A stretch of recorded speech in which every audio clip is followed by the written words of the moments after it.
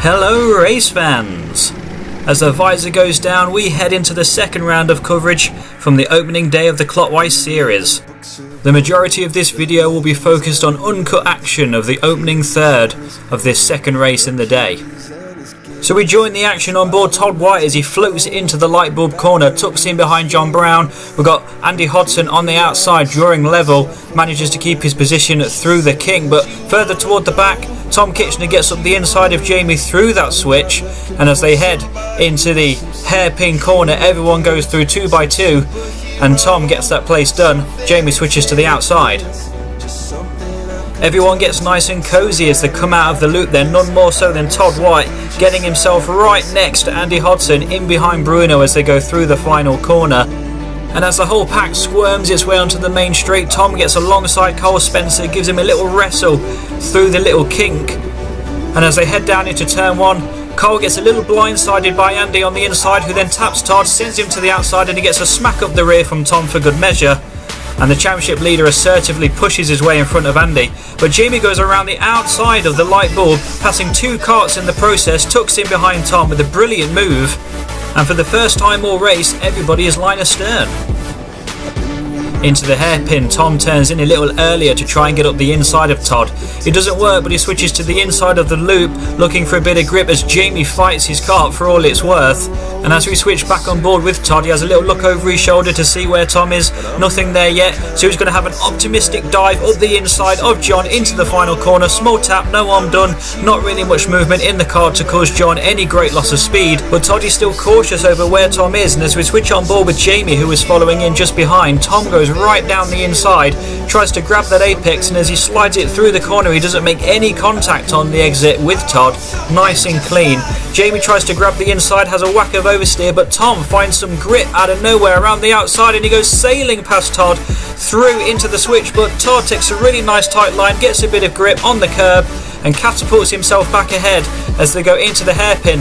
Tom tries to slide back up the inside in retaliation, makes contact with Todd and John on the exit, and the loss of momentum causes him to lose a place to Jamie as well. But Jamie took the inside line, no grip there, and he has to settle for tucking in behind his rival once more. Now as we go into the final corner, John goes way too deep and nearly slides right off the circuit.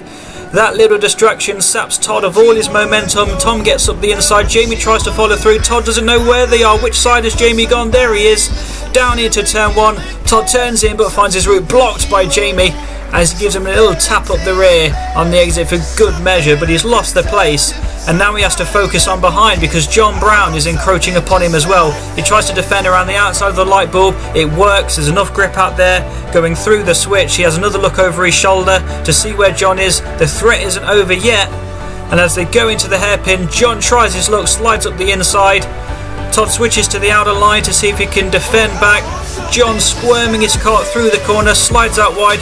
Todd switches, they draw level going up the back straight, and we switch on board with Jamie, who throws one up the inside of Noel, grabs that curb on the inside to get a bit of grip, and finds himself tucking in behind Tom on the exit. Todd meanwhile has defended the place from John, but down the main straight, John's going to have a run right back at him on the right. Look to your right, Todd, there he is. John slides ahead, beautiful block pass, and that move is done. Jamie tries to find a bit of grip on the inside of the light bulb in his fight against Tom, but both routes look to be similar in overall speed. As we continue the battle between Todd and John just behind them, Todd gets a good run up toward the hairpin. He doesn't try a dive up the inside. The track's still really greasy, anything could happen. And as they go through the loop, John gets a whack of oversteer, so Todd tries to stick as tight as possible to take advantage, but he loses the rear when he goes off onto the grass, bouncing across the muddy dirt, and he sees the rest of the field go by him as he slips down the order. Chronic mistake there from Todd, shake of the head, and even the smallest mistake in these conditions can cost you dear. Now we're going to pick up the action a little later on in the race, once again on board with Todd. He has now caught up to the back of that midfield train, and the first target on his hit list is Noel. A little tap up the rear on the exit of the corner, but he's got the place done. Tom and Jamie by this point were fighting for second and third place, both trying those different lines through the light bulb, but Tom gets a great run of speed off the corner through the kink and nearly slides onto the grass. On the exit of the switch, were the cracks starting to show that would allow Jamie an opportunity to pass? Only time would tell. Jamie hugging the inside of that loop for all he's worth, but the massive oversteer, he gets on the exit, puts that one to bed. It's oversteer for Jamie once again then into the final corner as he searches for any way to try and get an advantage over Tom, and that includes some minor seat adjustments too. A few laps later and everything looks normal into the hairpin, but Tom locks up and loses all of his grip, slides off onto the grass, and that's going to cost him second place. Back on board with Todd then, and he's loving these moves into the final corner, makes another great one on Andy Hodson, but on the exit Andy's going to stick his nose back up the right hand side and down the main straight. He's not going to give this one up without a fight. They're both going to brake as late as they dare, but it's Andy who's going to have to turn it earlier. Todd is forced to use all of the exit curb to give himself and Andy a bit of racing room, and Todd this time uses the outer line of the light bulb. It's proved the most effective defensive line all race, and Todd keeps that place. Now we're going to switch on board with Todd and Jamie's side-by-side action here, which will make a lap comparison. This was the final lap for each of them, so let's see who was pushing the hardest right at the end. As they hit the kink on the exit of the first corner, they're pretty much level, and they choose different lines going through the light bulb. Jamie sticking to the inside that he's been trying all race, Todd now realising that the outside is probably the faster. But as they go through the switch, again they look level. Maybe Jamie just had his nose a little bit ahead. Into the hairpin then, they both choose the same sort of line through there. And again, different lines through the loop. Jamie battling his car on the inside. He thinks the grip's there.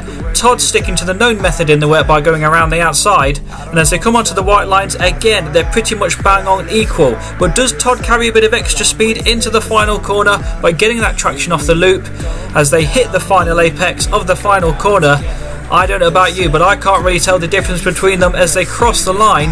And as we freeze the frame here, it's Todd that just gets it by a nose length. I can assure you I have watched my own video back. I did not lift off as I went past the checkered flag. So it seems that Todd really was just that little bit faster. Perhaps he got an extra miles per hour or two as he came off the final corner onto the straight. But there we go. So thank you very much for watching this video. I really appreciate it. We're back racing again in the Wednesday series this week. So I hope to see you there. If you're watching this video after that has taken place, there'll be another race report very soon. See ya.